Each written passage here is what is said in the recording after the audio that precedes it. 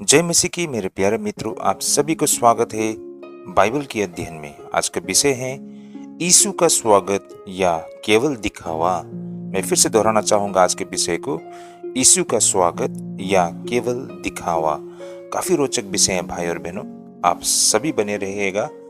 आज का जो विषय लिया गया है ये पाम संडे के अवसर पर लिया गया है।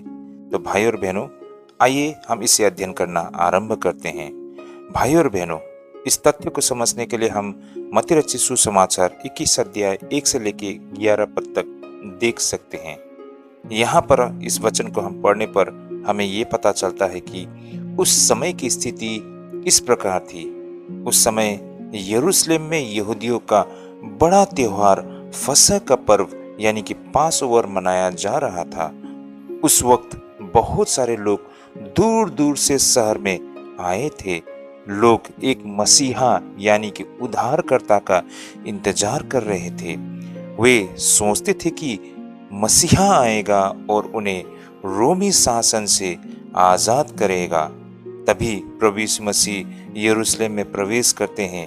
वे घोड़े पर नहीं बल्कि गधे पर बैठे थे और यह दिखाती है कि वे नम्र और शांति के राजा है, ना कि युद्ध करने वाले। यह भविष्यवाणी को पूरा करता है जो पुराने नियम बाइबल में पाया जाता है, जो हजारों साल पहले कही गई थी। जैसे यहाँ पर बताया गया है कि राजा नम्रता से आएगा, जो कि पाम संडे के दिन यीशु मसीह गधे पर सवार होकर पूर्ण होती है। इस पर लोगों की प्रतिक्रिया क्या थी? जब लोगों ने यीशु मसीह को आते देखा, उन्होंने खजूर की डालियां बिछाई, अपने कपड़े रास्ते में बिछाए, जोर से कहा, होशन्ना, प्रभु का नाम से आने वाला धन्य है। होशन्ना का मतलब होती है, हे प्रभु हमें बचा। भाई और बहनों, बेशक इसके वास्तविक मायने कुछ और थी, होशन्ना का अर्थ कुछ और हो गया, जिसे आज हम इस तरह समझ सकते हैं, हे प्रभु हमें बचा। वे आशा कर रहे थे कि उद्धारकर्ता उन्हें बचाए। इसके असल पृष्ठभूमि का अर्थ ये बनता है कि ये घटना बहुत गहरी बात हमें सिखाती है। लोग राजनीतिक राजा चाहते थे उस वक्त, लेकिन यीशु मसीह आत्मिक उद्धार देने लोगों के बीच आए थे। लोग उस वक्त बेहद खुश थे, लेकिन हमें ये भी पता चलता है कि कुछ ही दिनों बाद वही लोगों ने उन्हें क्रूस पर चढ़ाने की मांग भी की थी। अंततः पाम संडे की पृष्ठभूमि हमें ये दिखाती है कि प्रभु यीशु मसीह राजा है, लेकिन नम्रता के साथ। लेकिन बेहद अफसोस की बात यह है कि लोग उन्हें समझ ही नहीं पाए। यह पूरी प्रक्रिया आने वाले क्रूस और पुनरुत्थान की शुरुआत को संदर्भित करते हैं। तो चलिए भाई और बहनों, हम शुरुआत करते हैं इस अध्ययन को बिल्कुल विस्तार से अध्ययन करने के लिए। प्यारे मित्रों, आज हम एक बहुत ही महत्वपूर्ण विषय पर बातें करने जा रहे हैं, जिसे आज हम पाम संडे के रूप में हम जानते हैं। यह वो दिन है जब प्रभु यीशु मसीह यरूशलेम में प्रवेश करते हैं और लोग उनका स्वागत करते हैं। बाइबल का वचन कहते हैं मत्ती रचित सुसमाचार 21 अध्याय 9 पद में, होशन्ना, दाऊद के पुत्र को धन्य है वह जो प्रभु के नाम से आते हैं। भाई और बहनों, इस तरह जब प्रभु यीशु मसीह यरूशलेम प्रवेश कर रहे थे गधे पर सवार होकर, तो लोगों ने खजूर की डालियां बिछाई, लोगों ने कपड़ों को रास्तों में डाला और लोग बेहद जोर से चिल्ला रहे थे, होशन्ना। लेकिन भाई और बहनों, यहाँ पर ध्यान देने वाली बात यही है कि कुछ ही दिनों बाद यही लोगों ने प्रभु यीशु मसीह को लेकर ये कहा था कि उसे क्रूस पर चढ़ाओ, उसे क्रूस पर चढ़ाओ। लूका रचित सुसमाचार 23 अध्याय 21 पद इस बात की गवाही है। आज के समय में पाम संडे का मतलब क्या बनता है? भाई और बहनों, इसे हम इस सवाल से शुरुआत कर सकते हैं कि क्या आज हम भी वही कर रहे हैं, जैसे कि क्या हमारा विश्वास केवल दिखावा है? आज बहुत सारे लोग चर्च तो आते हैं, गीत और भजन भी गाया करते हैं, और इतना ही नहीं, परमेश्वर की महिमा में वे कहते हैं कि प्रेज द लॉर्ड, परमेश्वर की बड़ाई हो, लेकिन दिल से वे बेहद दूर है। मत्ती रचित सुसमाचार 15 अध्याय 8 पद कहते हैं कि ये लोग होठों से मेरा आदर करते हैं, पर उनका दिल मुझसे बेहद दूर है। भाई और बहनों, कहना हम ये चाहते हैं कि केवल मुंह से नहीं, दिल से यीशु को मानो। हम इस अध्ययन से आज ये भी समझ सकते हैं कि लोग यीशु को क्यों चाहते हैं। उस समय के लोग प्रभु यीशु मसीह को इसलिए चाहते थे क्योंकि वे चमत्कार करते थे, उन्हें राजा बनाना चाहते थे। आज भी लोग नौकरी के लिए, बीमारियों से ठीक होने के लिए, रुपया पैसा के लिए यीशु मसीह को ढूंढते हैं। उस जमाने के लोग और आज आप और हम में कोई फर्क नहीं रहा। उस वक्त भी लोगों में स्वार्थ था। लोग यीशु मसीह से चंगा होना चाहते थे, चमत्कार चाहते थे। वे यीशु मसीह को राजा बनाना चाहते थे ताकि वे उनकी ओर से लड़े और उन्हें रोमियों के हाथों से उन्हें छुटकारा दिलाए।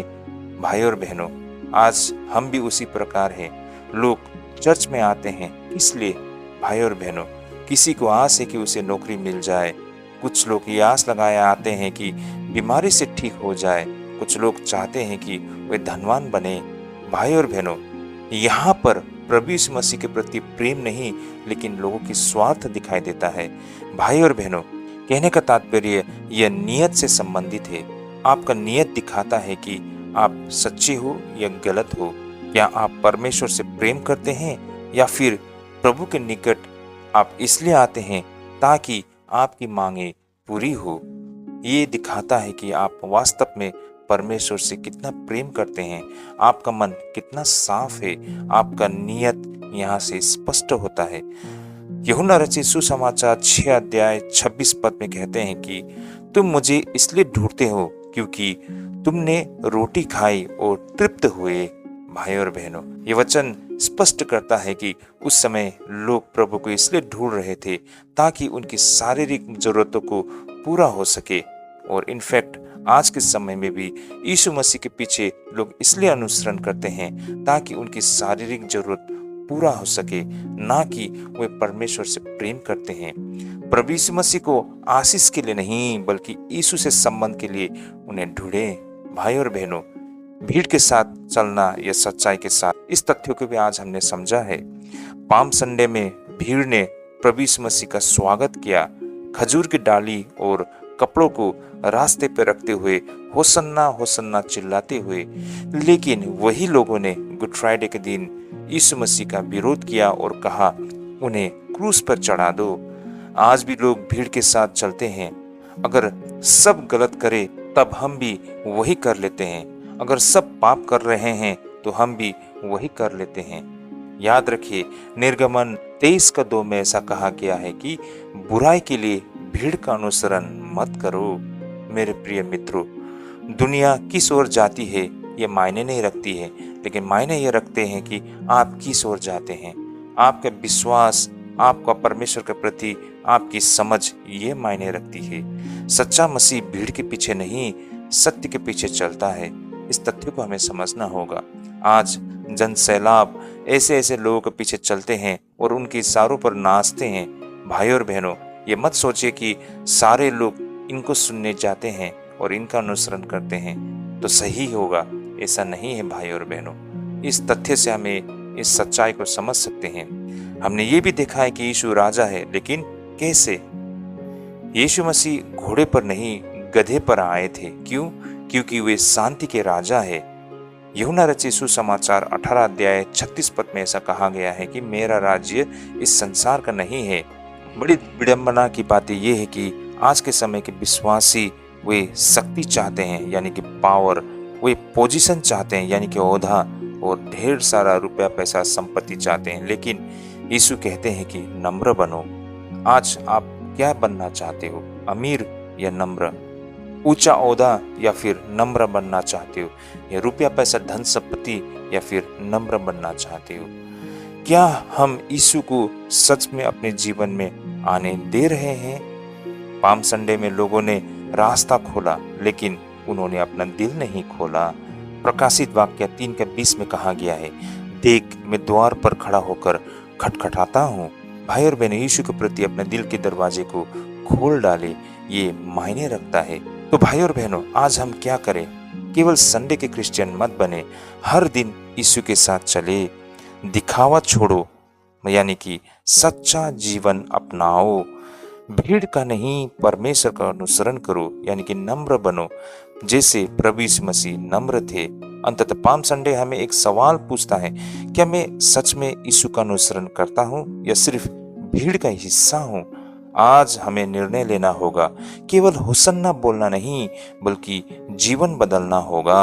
आज के तथ्य से हमने किन बातों को समझा है, उनमें से कुछ मुख्य बिंदु आपके सामने मैं रखना चाहूंगा। उनमें से सबसे पहला नम्रता, यानी कि ह्यूमिलिटी। सच में महान वही है जो झुकता है। प्रभु यीशु मसीह राजा होकर भी वो एक गधे पर सवार होकर लोगों के बीच आए। मत्ती 21:5 में जैसा लिखा है, देख तेरा राजा तेरे पास आता है नम्र होकर। तो भाई और बहनों, आज दुनिया कहती है ऊपर उठो, बड़ा बनो, लेकिन प्रभु यीशु मसीह कहते हैं नम्र बनो। भाई और बहनों, हमें अपने घमंड को छोड़ना होगा, दूसरों को छोटा मत समझो। इन बातों को हमें अपने मन में याद रखना होगा। भाई और बहनों, हमने इस अध्ययन से आज्ञाकारिता के विषय में भी हमने सीखा है, यानी कि छोटी बातों में भी परमेश्वर की बातों को सुनो। जब प्रभु यीशु मसीह ने चेलों से गधे लाने को कहा, उन्होंने बिना सवाल किए आज्ञा का पालन किया। चेलों ने जाकर वैसा ही किया जैसा यीशु ने कहा था। मत्ती 21:6 में इस प्रकार लिखा है, यानी कि आशीष आज्ञाकारिता से आती है। परमेश्वर की आवाज को इनकार न करे भाई और बहनों, बल्कि छोटी छोटी बातों में विश्वास योग्य बने रहो। तो भाई और बहनों, हमने आगे ये भी देखा है कि असली स्वागत दिल से होनी चाहिए, दिखावा नहीं। लोगों ने डालियां बिछाई, होसन्ना बोला, आज हम भी वही करते हैं, लेकिन उनका दिल नहीं बदला। मत्ती 15:8 में जैसा बताया गया है कि ये लोग होठों से मेरा आदर करते हैं। तो भाई और बहनों, परमेश्वर को दिखावा नहीं, हमारा दिल चाहिए। हम दिखावा न करें, हमारा मन प्रभु का आगे समर्पित करे। तो भाई और बहनों, सिर्फ चर्च जाना काफी नहीं, दिल से परमेश्वर की आराधना होना ये मायने रखती है। भीड़ का हिस्सा बिल्कुल हमें नहीं बननी चाहिए। वही भीड़ बाद में यीशु के खिलाफ हो गए थे। भाई और बहनों, भीड़ हमेशा सही नहीं होती है। निर्गमन 23:2 में जैसा बताया गया है कि बुराई के लिए भीड़ का अनुसरण न करे। तो भाई और बहनों, सच के लिए अकेले खड़े होने की हिम्मत हमें रखनी चाहिए। यीशु मसीह शांति का राजा है, दुनिया का नहीं। वे घोड़े पर नहीं, गधे पर आए थे। इसका मतलब वे युद्ध नहीं, शांति लाने आए थे। वे लोगों के मन को बदलते हैं। यूहन्ना 18:36 में बताया गया है कि मेरा राज्य इस संसार का नहीं है। दुनियावी चीजों से ज्यादा आत्मिक चीजों को हमें महत्व देनी चाहिए। और हमने ये भी देखा है, सच्चा विश्वास तो परीक्षा में पता चलता है। जैसे कि पाम संडे के दिन में सब खुश थे, लेकिन जैसे ही गुड फ्राइडे आया, यानी कि यीशु मसीह को क्रूस में चढ़ाया गया, जो एक समय पर यीशु के साथ नाचते गाते और यीशु की प्रशंसा करते थे, जब उसे क्रूस पर चढ़ाया गया तो वे सारे गायब थे। तो कहने के मतलब, जब परीक्षा आई तो लोग गायब हो गए। तो भाई और बहनों, विश्वास आसान समय में नहीं, मुश्किल समय में दिखती है। जब समस्या आए तब भी यीशु के साथ हमें रहना होगा। भाई और बहनों, यीशु हमें आज भी बुला रहे हैं। प्रकाशित वाक्य 3:20 में, देख मैं द्वार पर खड़ा खटखटाता हूँ। तो भाई और बहनों, पाम संडे सिर्फ एक इतिहास नहीं है, यह आज भी हो रहा है आप और हमारे जीवन में। अपने दिल के दरवाजे को खोल दीजिए, यीशु को अपने जीवन में आने दे। तो भाई और बहनों, इस पूरे अध्ययन से हमने 3 बड़ी बातें सीखी है। नम्र बनो, दिल से यीशु को मानो, भीड़ नहीं सत्य का अनुसरण करो। प्रभु आप सभी को आशीष करे। जय मसीह की।